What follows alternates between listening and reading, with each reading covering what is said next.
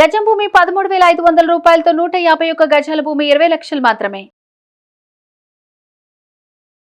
పిల్లలు ఆలోచన స్థాయి ఎక్కడ పెట్టాల్సినటువంటి అవసరం ఉంటుంది అని అంటే రెగ్యులర్ వాళ్ళు చేసేటువంటి పనిలో కాదు, భవిష్యత్తు మీద పెట్టాల్సినటువంటి అవసరం చాలా ఉంటుంది. అండ్ దానితో పాటు అది పిల్లల కోసమే అని కాదండి. నాకు అనిపించింది ఏంటంటే చాలామంది ఒక రెగ్యులర్ బిజినెస్లో ఉంటూ ఉంటారు. అక్కడికక్కడే ఫర్ ఎగ్జాంపుల్ పర్ మంత్ 50,000 వస్తుంది అనుకోండి. ఆ 50,000 కోసం మాత్రమే రోజు శ్రమిస్తూ ఉంటారు తప్ప ఆ 50,000కి మించి ₹1,00,00,000 చూడాల్సినటువంటి విజన్ తోటి కనుక చూస్తే, ఆలోచన స్థాయి మారిస్తే మనిషి అక్కడే నిలబడతాడు. దాని తగ్గ అవకాశాలు వస్తాయి. ఆలోచించినప్పుడు ఎలా వస్తాయి? ఏనాడు కూడా నువ్వు ఆలోచించలేదు కదా. ఎందుకంటే ఈ 50,000 కూడా రాకపోతే పరిస్థితి అంటే నేను భయంతో ఉన్నాను. Yes great sir. Thank you అండి. Thank you so much doctor Shri Acharya Anantakrishna Swami garu. ఈ వీడియోలో ఏం చెప్తున్నారు?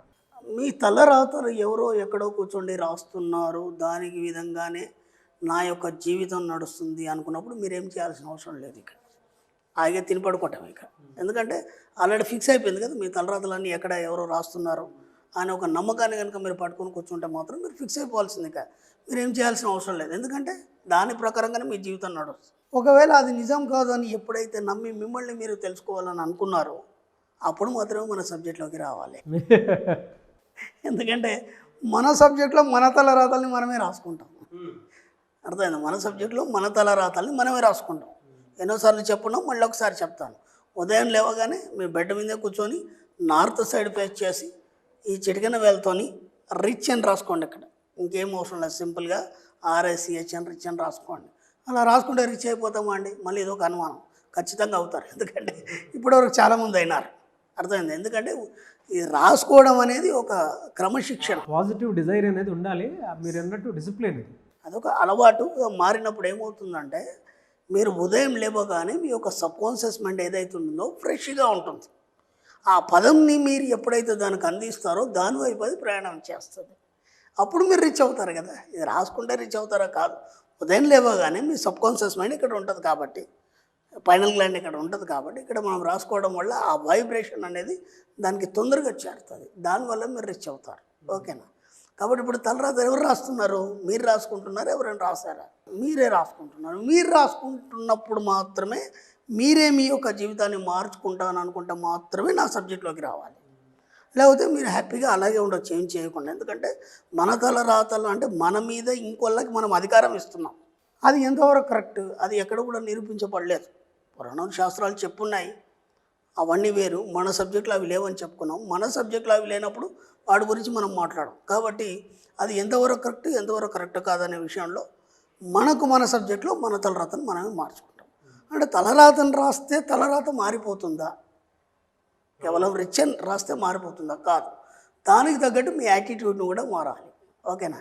ఇక్కడ రిచ్ అని రాసుకోగానే కాదు, ఆ రిచ్నెస్కి సంబంధించిన ఆలోచనలు ఏ విధంగా ఉంటాయి అంటే మీకు స్టార్ట్ అయ్యేది మీ దినచర్య అనేది మీకు లేవగానే ఉదయం నార్త్ సైడ్ ఫేస్ చేసి ఇలా రాసుకున్న మరుక్షణం నుంచి మీరు రిచ్ అనేది మీకు తెలియకుండానే మీ సబ్కాన్షియస్ మైండ్ ద్వారా విశ్వానికి తెలియజేస్తున్నారు. అర్థమైంది? ఇప్పుడు ఏమవుతుంది? మీరు రిచ్ అనే విషయాన్ని మీ యొక్క విశ్వము, మీ యొక్క సబ్కాన్షియస్ మైండ్ ఇవి రెండు గట్టిగా నమ్ముతాయి. నమ్మినప్పుడు ఏం చేయాలంటే ఆ నమ్మకాన్ని మనం వమ్ము చేయదు ఫస్ట్. ఎందుకంటే దానికి తగ్గట్టుగా మన ప్రవర్తన అనేది ఉండాలి. మన ప్రవర్తనలో మార్పు ఏమి ఉండాలి? ఇప్పటివరకు మనం ఏం చేసామంటే ఒకే రొటేషన్, అంటే చిన్నప్పటి నుంచి మనం ఏమేమి అలవాట్లు ఉన్నాయో వాటిని ఒకే మూస పద్ధతిలో మనం ఇప్పటిదాకా నడిపించుకుంటూ వచ్చాం. ఉదయం లేగానే కోల్గేట్తోనే పేస్తూనే మనం పళ్ళు తోవడం కానీ, లేదంటే నేను ఇలాంటి బట్టలే వేస్తానని కానీ, లేదంటే నేను ఇలాగే ఉండాలని కానీ, లేదంటే నేను ఈ ఇంట్లోనే ఉండాలి, ఇంతకంటే నేను పెద్ద రిచ్ ఇల్లు పోలేను అని ఇవేవైతే మీకు ఉన్నటువంటి ఏవైతే చాదస్తాలు, మూఢనమ్మకాలు ఏవైతే ఉన్నాయో వాటన్నిటిని ముందు మీరు వదిలిపెట్టారు. అవన్నీ ఏం చేస్తాయంటే మిమ్మల్ని ముందుకు పోనీయకుండా ఆపుతాయి. ఓకేనా? అంటే కొన్ని ఎలా ఉంటాయంటే ఇది మా వంశపరపరంగా వస్తుంది. ఓకేనా? కాబట్టి నేను ఇలాగే చేయాలి, లేదంటే ఇలాగే ఉండాలి. ఒక్కసారి మీ ఇష్టపూర్వకంగా మీకేమనిపిస్తుందో అలా చేసి చూడండి, ఏమవుతుంది? చేసి చూస్తే కదా మీకు తెలుస్తుంది. ఇప్పటివరకు మనకి ఏ ప్రయత్నాలు చేయలేదు కదా. మన వాళ్ళు ఏం చెప్పారో అదే విధంగా చేస్తూ పోతున్నాం కదా. అంత ఎలా ఉందంటే గాలిగెద్దులాగా ఉంది. అంటే అలాగే తిరుగుతాం, అలాగే చేస్తాం తప్ప ఇప్పటి నుంచి ఏం చేస్తారంటే ఎప్పుడైతే మీ తలరాతను మీరు మార్చుకోవాలనుకున్నారో సమాజానికి కానీ అందరి ఆలోచనలకు భిన్నంగా మీరు ఒక్కసారి ఆలోచించి చూడండి. చూసిన తర్వాత మీకు సరిగ్గా అనిపిస్తే, అది సరి అయినది అనిపిస్తే దాన్ని మెల్లిమెల్లిగా ఫాలో అవ్వండి. ఓకేనా? నేను ఎన్నోసార్లు చెప్పాను, మన సబ్జెక్ట్లో మీరు ఏం ఆలోచించినా ఏం చేసినా సరే పక్కవాడికి ప్రకృతికి ఇబ్బంది కలగద్దు. మన సబ్జెక్ట్లో రెండు మెయిన్. ఓకేనా? నేను ఎందుకు చెప్తున్నానంటే మనం చిన్నప్పటి నుంచి ఏదైతే వింటున్నామో అవే నిజమైనవి కాదు, అవే సరి అనేవి కాదు. ఎందుకంటే ఇంతకుముందు మనకు మొబైల్ లేదు. ఓకేనా? అంటే అప్పుడు ఆలోచన కూడా లేదు. మనం ఇలా చూస్తూ మాట్లాడుకుంటాము. ఎక్కడ ఉన్న ఒక ఇన్సిడెంట్ని మనం ఇక్కడ డైరెక్ట్ ఇలా చూసి ఇచ్చేస్తాం. ఇప్పుడు మారిందా లేదా? ఎలాంటి చదువు రాని వాళ్ళు కూడా ఇవాళ మొబైల్ని మెయింటైన్ చేస్తున్నారా లేదా? ఒకప్పుడు మొబైల్ వచ్చినప్పుడు ఏమనుకున్నారు, నాకు చదివే రాదు కదా, నేను దాన్ని ఎలా కాల్ చేయాలో దాన్ని చేస్తాను అనుకున్నారు. ఇప్పుడు చదువు రాని వాళ్ళు కూడా జస్ట్ ఐడియా ఒక వాయిస్ మెసేజ్ ద్వారానో ఏదో రకంగా దాన్ని ఆపరేట్ చేయగలుగుతున్నారు. నాకు రానే రాదు, నేను ఇలాగే ఉంటాను అనుకొని వాళ్ళు అలాగే ఉంటే ఈరోజు ఆపరేట్ చేయగలరా?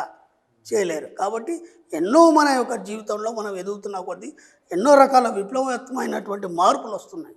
వాటికి అనుగుణంగా మనం కదులుతున్నప్పుడు మీ జీవితాన్ని మార్చుకోవడానికి మీరెందుకు కదలరు? మీరెందుకు ముందడిగేయారు? మీరు అలాగే ఉండాలని ఎందుకు అనుకుంటున్నారు? కాబట్టి ఎప్పుడైతే రిచ్ అని అనుకున్నారో ఆ రిచ్నెస్కి తగ్గట్టుగా మీ యొక్క ప్రవర్తనని, మీ యొక్క అలవాట్లని, మీ యొక్క ఇంట్లో వస్తువుల్ని, మీ చుట్టుపక్కల అట్మాస్ఫియర్ని ఒక్కొక్కటిగా మెల్లిమెల్లిగా మార్చే ప్రయత్నం చేయండి.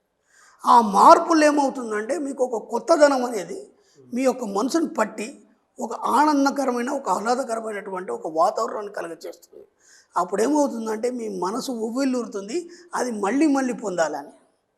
అప్పుడు ఏమైపోతుంది, మీకు తెలియకుండానే ఆటోమేటిక్గా మీరు దాంట్లోకి నిరంతరం ప్రయాణం చేయడానికి ఇంకా కొత్తగా మీ జీవితాన్ని ఎలా తీర్చిదిద్దుకోవాలి, ఎంత ఉన్నతమైన స్థితిలో మీరు తీర్చిదిద్దుకోవాలనే విషయంలో మీరు ప్రయత్నించడం అనేది జరుగుతుంది.